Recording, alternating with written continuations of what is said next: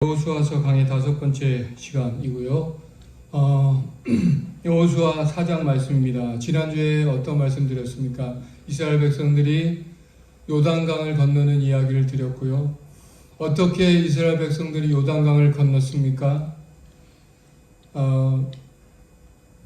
여호와의 궤를 맨 제사장들의 발바닥이 요단물을 밟았을 때 이 요단물이 곧 위에서부터 끊어지고 한 곳에 쌓이게 하셔서 이스라엘 백성들을 마른 땅을 걷게 하셨습니다. 그리고 언약궤를 맨 제사장들의 발이 강에서 나와서 육지를 밟는 동시에 그 물이 원래 있던 곳으로 다시 흐르기 시작했습니다. 왜 이런 방법을 하나님께서 사용하셨을까? 우리가 생각하기에는 그냥 하나님 말씀으로 천지를 창조하신 분이 그냥 말씀으로 물을 멈추게도 또 흐르게도 하실 수 있을 것 같은데 왜 이렇게 제사장들을 통해서 하셨을까 하는 생각을 해보게 됩니다. 여러분, 그렇습니다. 바로 하나님은 우리의 발걸음, 믿음으로 걷는 이 발걸음이 있을 때 일하시는 분이심을 보여주셨습니다. 그러므로 믿음으로 건너는 강이 바로 요단강이라는 것입니다. 우리의 삶도 마찬가지죠. 우리는 하나님의 기적을 구하고 내 삶에도 하나님의 역사하시길 간절히 소망합니다. 그런데 안타깝지만 우리는 우리가 바라는 만큼 우리 믿음의 발걸음을 내디디지 못할 때가 많다는 것입니다. 우리가 해야 될 일이 있는데 믿음의 발걸음을 우리가 한 발씩 내디뎌야 한다는 것입니다. 물론 이 발걸음에는 두려움도 있고 또 위험성도 있고 또 손해볼 일도 있습니다. 하지만 우리가 믿음의 발걸음을 내디디지 않으면 아무 일도 일어나지 않고 우리가 믿음의 발걸음을 내디딜 때 요단강이 갈라지는 역사들이 일어날 줄로 믿습니다. 아멘. 요즘 주중에 성막에 대한 말씀을 나누고 있습니다. 하나님께서 이 성막을 지으면서 이스라엘 백성들에게 예물을 가져올 것을 요청하셨고 그래서 기쁜 마음으로 가져오는 모든 예물을 다 받게 하셨습니다. 그런데 그 중에 하나가 바로 해달의 가죽이었습니다. 물개나 돌고래 같은 바다 짐승으로 가죽으로 만든 이 해달의 가죽을 가져오게 하셨는데요. 이 해달의 가죽은 언제 그들이 얻었습니까? 이스라엘 백성들이 출애굽할 때 애굽 사람들 통해서 받게 된 것인데 이것은 광야 생활을 준비하기 위해서 그들이 보관하고 있던 것이었습니다. 바로 신발이 헤어지면 그 신발을 만들기 위해서 그들이 준비를 한 것인데요. 그런데 하나님께서 하나님의 일을 위해서 바치라고 하셨을 때 그것은 생활의 필수품이고 중요한 것이었음에도 불구하고 그것을 하나님께서 요구하시는 헌신에 응답하고 그 헌신에 믿음으로 반응했을 때 어떤 일이 벌어졌습니까? 바로 광야 생활 내내 신발이 헤어지지 아니하고 그야말로 신발이 필요 없는 그러한 삶을 살게 되었다는 것입니다. 오병이어도 마찬가지죠. 어린아이의 작은 도시락을 믿음으로 예수님께 바쳤을 때 예수님께서 일하셨다는 것입니다. 오늘 아브라함이 아들 이삭을 바쳤을 때 이삭을 바치는 믿음, 결국은 내가 믿음의 발걸음을 내디딜 때 하나님이 역사하신다라는 사실이죠. 그래서 믿음은 말하는 것도 실상이요 보이지 않는 것들의 증거라고 말하고 있는 것입니다. 오늘 저와 여러분이 내가 과연 내디뎌야 할 발걸음은 과연 무엇인지를 깨닫게 되는 예배가 되시기를 주님의 이름으로 축복합니다. 아멘. 깨닫게 되시는 시간이 되시기를 주님의 이름으로 축복합니다. 아멘. 오늘은 드디어 이스라엘 백성들이 이 가나안 땅을 요단강을 건너서 가나안 땅에 첫 발을 내디디게 되었습니다.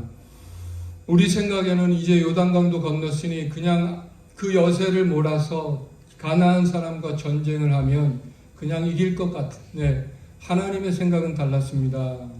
바로 먼저 그 땅에 기념비를 세우라고 말씀하고 계십니다.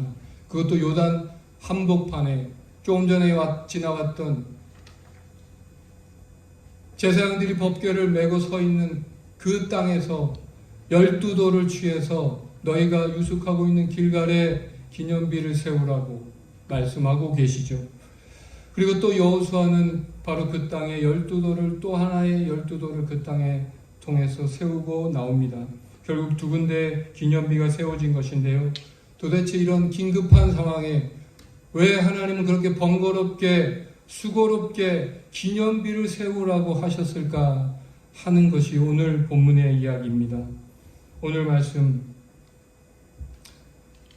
이런 기념비는 아니었겠지만 기념비를 세우라고 말씀하시죠. 4장 1절 말씀에 보니까요,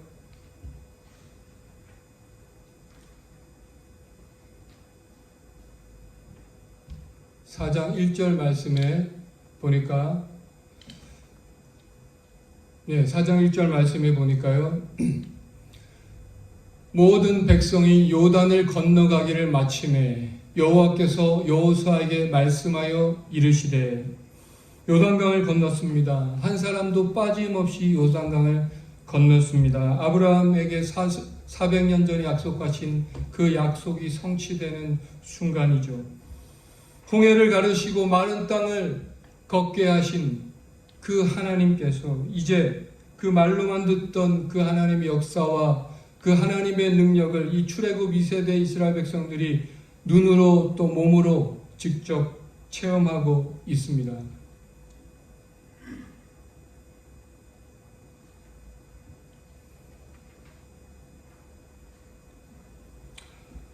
이제는 더 이상 돌아갈 수 없습니다. 뒤돌아보지 말아야 합니다. 이제는 그 은혜를 가지고 앞으로 나아갈 일만 남았다라는 것입니다. 과거 옛사람, 옛삶을 이 요단강에 묻고 앞으로 믿음으로 위대하신 하나님과 새로운 삶을 걸어가야 한다라는 것입니다. 여호와께서 여호수아에게 말씀하셨다라고 말씀하고 계시죠. 과거에 모세에게 늘 말씀하셨지만 이제 젊은 지도자 여호수아에게 말씀하셨습니다. 그때마다 하나님께서 모세와 함께 하신 것처럼 이 여호수아에게 함께 하셔서 말씀하시고 그대로 행하게 하셔서 하나님께서 일하셨다는 것입니다.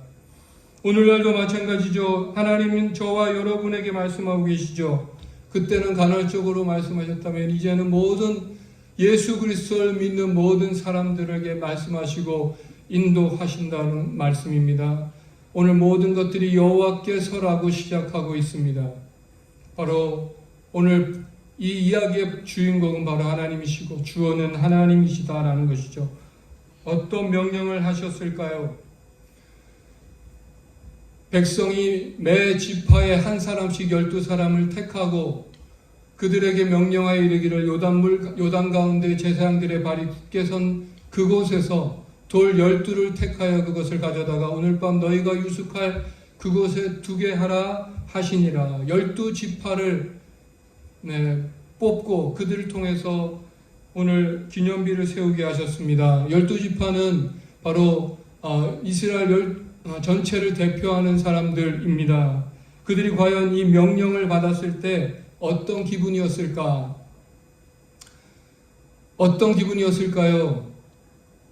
아마도 200만 명이 넘는 이 사람들이 모두 건너려면 반나절 이상 걸렸을 텐데요. 피곤한 몸을 이끌고 다시 그 강 한복판으로 가서 무겁게 미끄러운 돌을 들고 나오라는 명령은 쉬운 명령이 아니었을 것입니다. 그러나 아무런 원망과 불평이 없습니다. 그들은 잘 알았습니다. 무엇을 잘 알았는가? 바로 하나님 명령에 순종하는 것이 사는 길이요, 사는 길임을 알았기 때문에 하나님 명령하시고 순종하고 명령하시고 순종하고 그렇게 반복되고 있다는 것이죠. 그럼에도 불구하고 그 명령들은 결코 쉬운 명령이 아니었습니다. 번거롭게 12개의 돌을 가져와서 기념비를 세우라고 하신 이유가 무엇일까? 다음 절 좀 보여주시겠습니까? 나오네요. 이것이 너희 중에 표징이 되리라. 후일에 너희의 자손들이 물어 이르되 이 돌들은 무슨 뜻이냐 하거든 그들에게 이르기를 요단물이 여호와의 언약궤 앞에서 끊어졌나니 곧 언약궤가 요단을 건널 때 요단물이 끊어졌으므로 이 돌들이 이스라엘 자손에게 영원히 기념이 되리라 하니라. 이 하나님의 마음에는 바로 이스라엘 백성뿐만 아니라 그들의 자손이 이미 들어있다는 것입니다. 너희의 자손들이 묻거든 대답해줘라. When your children ask you, what do these stones mean? 곧 언약궤가 그 요단을 건널 때 요단물이 끊어졌으므로 이 돌들이 이스라엘 자손이 마른 땅을 걷게 되었습니다. 하나님이 어떤 분이신지를 분명히 알도록 증거물을 남겨라는 것인데요. 바로 시청각 자료를 그들에게 보여준 것이죠. 하나님은 이 시점에도 앞으로 이스라엘 자손들, 다가올 세대를 생각하고 그들의 교육에 관심을 가지고 계셨지만 사단은 반대로 자녀들에게 믿음을 전수되는 것을 매우 싫어했습니다. 출애굽기 10장에 보면 모세와 아론에게 이스라엘 백성들을 데리고 나가려는 모세와 아론에게 바로가 너희 장정들만 가서 하나님을 예배하라. 아이들은 놔두고 가라고 말합니다. 하나님은 모든 이 구원의 역사가 전해지고 이어지는 플랜이 있었습니다. 그렇지 않으면 이 10가지 재앙과 홍해 땅을 마른 땅을 걷게 하신 이 모든 일들이 결국 한 세대가 지나면 다 원점으로 돌아갈 수밖에 없기 때문에 쉽게 말해서 말짱 도루묵이 될 수 있기 때문에 그렇게 할 수 없다는 것입니다. 과거 2000년 기독교 역사를 보면요. 세계 선교라는 이 예수님의 지상 명령에 충실했지만 믿음의 세대 전수에 실패했기 때문에 오늘날 유럽의 교회가 호주 땅의 교회가 텅텅 비어가고 있는 것입니다.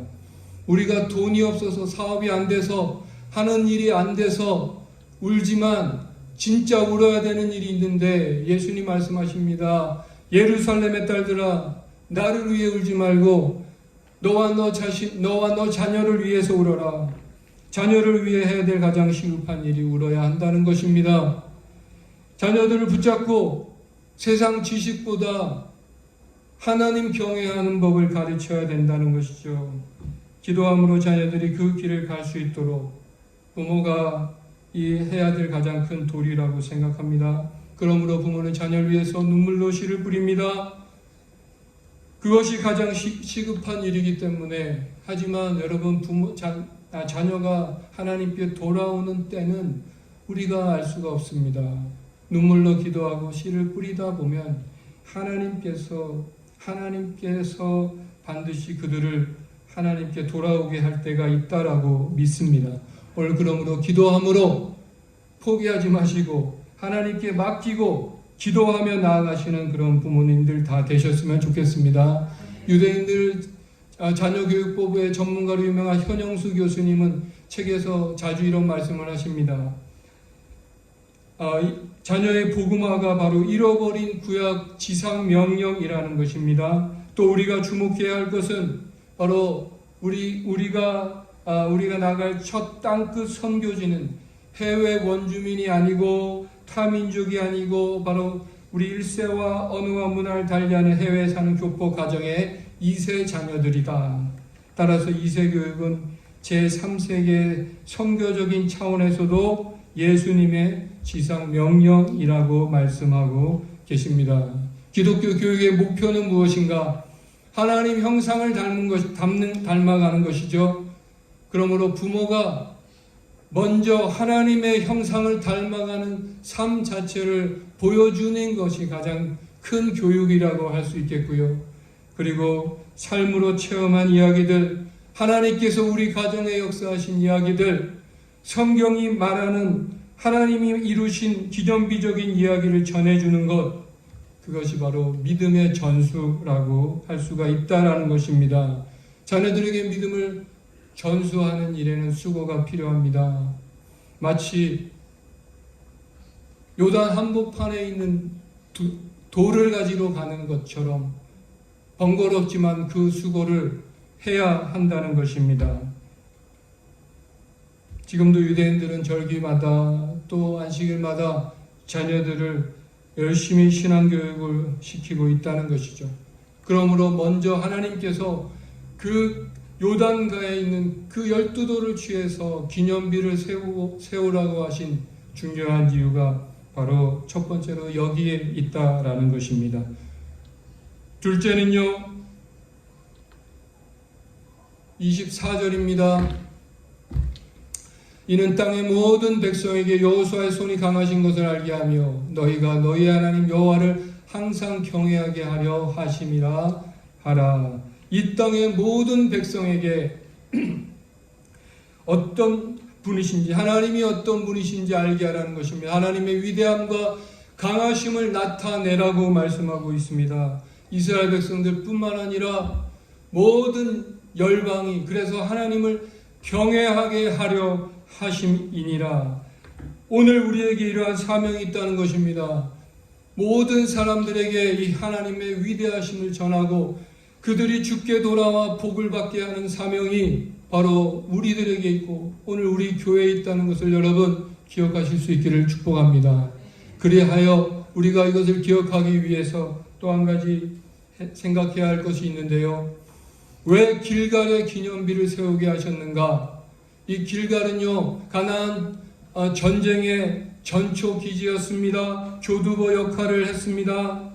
가나안 땅에 첫 발을 내디디는 곳이 바로 이 길갈이었습니다. 가나안 땅의 첫 유월절을 지켰고요.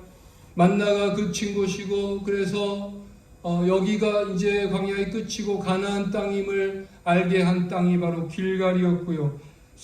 사울을 왕으로 삼은 곳이었습니다. 사울을 왕으로 삼은 곳이었습니다. 이 길갈이라는 곳 하면 보이십니까?